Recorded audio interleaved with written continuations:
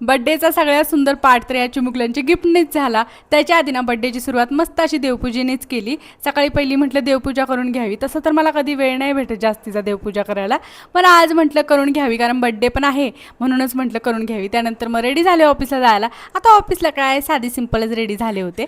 त्यानंतर मग घरी आले, बरंचसं सामान घेऊन आले होते कारण मस्त असं जेवणाचा बेत बनवायचा होता.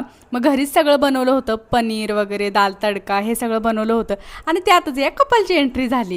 आता बड्डेला एवढी सगळे आल्यामुळे ना खरंच खूप खुश होते मी. त्यानंतर मग औक्षण करायचा कार्यक्रम चालू झाला. पहिलं वहिनीने औक्षण करून घेतलं, मग समोरच्या ताईने औक्षण करून घेतलं आणि औक्षण केल्यानंतर ना खरंच खूप भारी वाटतं. आता आपली जवळची माणसं हीच असतात, आपण जिथे राहतो ना तिथलीच लोक आपल्या जवळची माणसं असतात. आणि त्यानंतर मग नवरोबांनी पण औक्षण केलं आणि मग मस्त असा केक कट केला. आता रात्रीपासून माझं हेच चाललंय, मस्त असं केक कट करायचं ऑफिसमध्ये, घरी.